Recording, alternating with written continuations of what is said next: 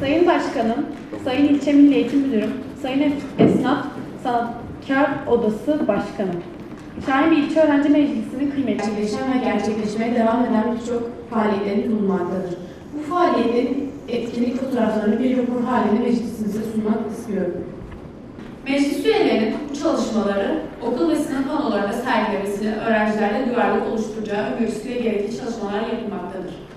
Ben 1949 Gaziantep doğumlu, yani Şehirliküstü Hocaoğlan Mahallesi, Gaziantep doğumlu bir bakkalın 6. çocuğuyum. Babam 103 yaşında vefat etti. Meclianın ağzından 90 yıl bakkallık ve simsarlık yapan bir babanın evladıyım. Yani nedir bu? Ahilikten gelen, ahi evran kökeninden gelen bir ailenin çocuğuyum. Hak ile sabır dileyip bize gelen bizdendir. Akıl, ahlak ile çalışır, bizi geçen de bizdendir. Mesleki eğitim merkezlerinin geliştirilmesi konusunda Milli Eğitim Bakanlığımızın çok büyük bir ön açıcılığı var.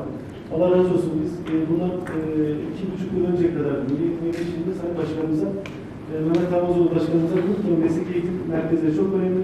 Bizim Muhakkent sanayisinin içerisinde bir alan eğer olursa mesleki eğitim daha da yükselir. Allah razı olsun. Yani yine 2 dakikalık bir süreçte görüşmede falan karara bağlandı. Hem de güzel bir karakterle yetişsinler. Biz başka bir şey istemiyoruz. Hakikaten derdimiz bu. Onun için kütüphanelerin sayısını artırıyoruz. Ders çalışma mekanlarının sayısını artırıyoruz. Şahinbey, bakın tarihinde ilk defa geçen yıl liselere giriş sınavında Gaziantep birincisi oldu. Biz en sondaydık. En sondan en başa. Daha okulun temiz tutan okullara ödüllendirme süreci vardı. Bu sene Şahinbey Belediye'mizle meclisimiz, Şahinbey Öğrenci Meclisimiz böyle bir protokol hazırlığı yaptılar. Geçen toplantı almış olduğumuz karar çerçevesinde Şahinbey Belediye'mizle yapılan bu protokolün birer örneği bütün okullara gönderelim.